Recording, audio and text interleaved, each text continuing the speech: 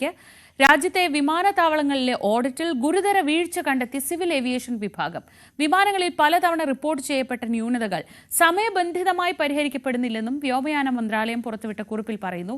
അഹമ്മദാബാദിൽ ഉണ്ടായ air India വിമാനാപകടത്തിന് ശേഷമാണ് DGCA ഈ ഓഡിറ്റ് ആരംഭിച്ചത്.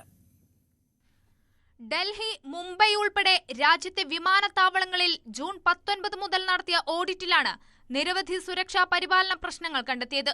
വിമാന പ്രവർത്തനങ്ങൾ, വായുസഞ്ചാര യോഗ്യത, റാമ്പ് സുരക്ഷ, എയർ ട്രാഫിക് നിയന്ത്രണം, ആശയവിനിമയം, പ്രീ ഫ്ലൈറ്റ് മെഡിക്കൽ പരിശോധനകൾ, നാവിഗേഷൻ സംവിധാനങ്ങൾ എന്നിവയുൾപ്പെടെയാണ് പരിശോധിച്ചത്.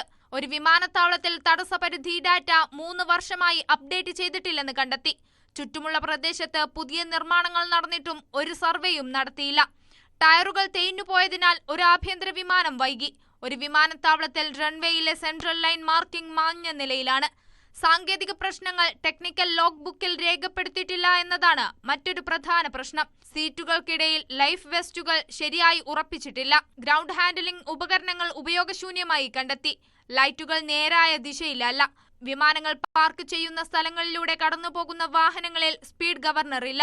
ഇതിനു പുറമെ ത്രസ്റ്റ് റിവേഴ്സറുകൾ, ഫ്ലാപ്പ് സ്ലാറ്റ് ലിവറുകൾ തുടങ്ങിയ ഉപയോഗശൂന്യമായ സംവിധാനങ്ങൾ ശരിയായി ലോക്ക് ചെയ്തിട്ടില്ലെന്നും DGCA കുറ്റപ്പെടുത്തി.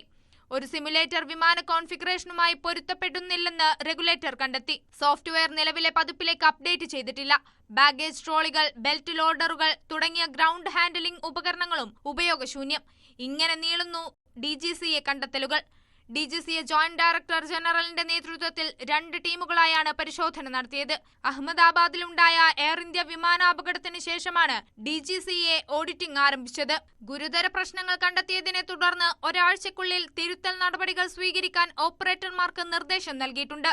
News desk, news 18. അഹമ്മദാബാദ് വിമാനാപകടത്തിൽ ജീവൻ നഷ്ടമായവരുടെ കുടുംബത്തിന് ആദ്യ സഹായം എത്തിച്ച് ഡോക്ടർ ഷംഷീർ വയലിൽ.